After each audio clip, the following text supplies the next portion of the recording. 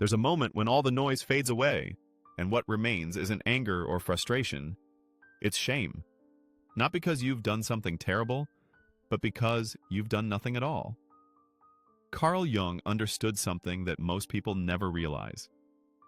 Your undisciplined self isn't lazy, it's exiled, and it's desperately trying to come home. We rarely discuss what happens to a person who watches themselves shatter the same promise day after day, who says tomorrow while knowing in their bones that tomorrow never arrives, who passes mirrors and feels a strange resentment toward their own reflection, not from self-hatred, but from self-distrust. You make vows.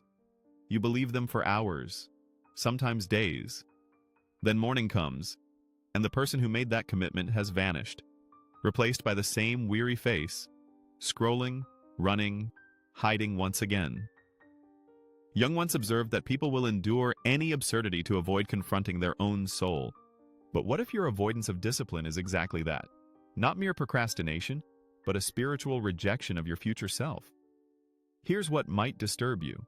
The version of yourself that feels tired, scattered, and easily distracted isn't who you truly are. It's simply who you've rehearsed becoming. Most people believe discipline requires tremendous effort. This is false. Discipline isn't about effort, it's about identity. You will never become disciplined until you stop identifying as someone who needs to become it. Jung believed that most people never actualize their potential, not because they don't try, but because they remain strangers to themselves. They chase external changes, new environments, new systems, new inspiration, but the truth is brutal in its simplicity. You don't need more. You need less. Less escape. Less noise.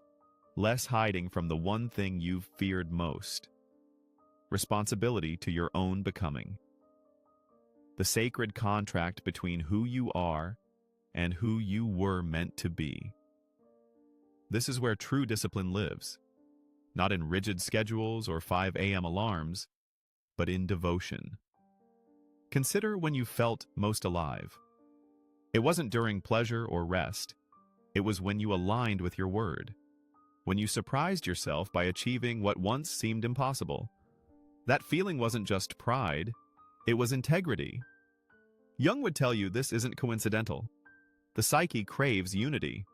The more fragmented you become, saying one thing, doing another, the more your unconscious mind rebels. You feel resistance not because you're lazy, but because your mind rejects the fraud of who you're pretending to be. Here's what most people miss.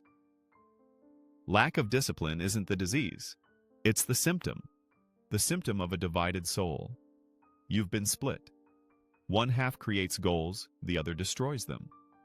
One side builds, the other disappears. Every day you repeat this cycle, you're not just wasting time, you're deepening the fracture Jung warned about. He believed that what you resist persists. The parts of yourself you abandon don't die. They wait in the shadows. Not just the dark aspects, but the disciplined, ambitious, powerful version of you that you've locked away out of fear. Yes, fear of your own strength. Because if you commit, if you actually become disciplined, then you have no one left to blame. You can't hide behind potential anymore. You must become proof. And once you become proof, you can't escape your destiny. The world will watch as you either rise or fall. But here's the hidden truth. You're already falling. Every time you betray your schedule, abandon your priorities, choose cheap dopamine over earned respect, you feel the weight of spiritual decay. You're tired not from work, but from guilt, because deep down you know this isn't who you're meant to be. Discipline is the soul's immune system. It protects you from regret, from becoming someone who has everything except himself. You didn't become undisciplined by accident. You were trained through thousands of small betrayals, some from the world, some from yourself. Somewhere along the way, you internalized a story that you're someone who almost does it, who nearly changes, who has potential that never quite materializes. But that story isn't you. It's a survival mask, crafted from fear, rejection, and wounds no one else noticed. Jung said that until you make the unconscious conscious, it will direct your life and you will call it fate. So let's make it conscious. The disciplined part of you, the one who craves structure and control, is also the most vulnerable because discipline requires belief in your own power. When that belief was shattered early, your disciplined self went into hiding. This is what Jung called the repression of the noble archetype. The king, the warrior, the architect of order still exists within you, but twisted by years of internalized defeat. Every time you attempt something new, a habit, a routine, a goal, you're not starting from zero. You're confronting every ghost that ever whispered you won't follow through, you never finish. You're not the type who changes. Your outer failures are rarely about effort. They're about identity. You cannot outwork a self-image that contradicts what you're trying to become. You will always return to who you believe you are. Imagine two men living within you. One desires power, legacy, structure. He's focused, calm, sovereign. He keeps his word even when no one watches. The other craves ease, comfort, invisibility. He avoids risk, failure, intensity. He wants warmth, not victory. These aren't enemies. They're fractured versions of you. As long as you reject one, you'll never be whole. Stop trying to kill your lazy self. Reclaim him. Ask him what he's protecting you from. That lazy part isn't trying to ruin your life. He's shielding you from pain, from disappointment, from the memory of being misunderstood. When you see this, discipline becomes sacred. No longer a war, but a return. A return to the throne you abandoned, to the center of your psyche where your inner king waits. Not to dominate, but to stabilize. Every man must eventually meet his inner king. When he does, he stops performing, stops seeking permission.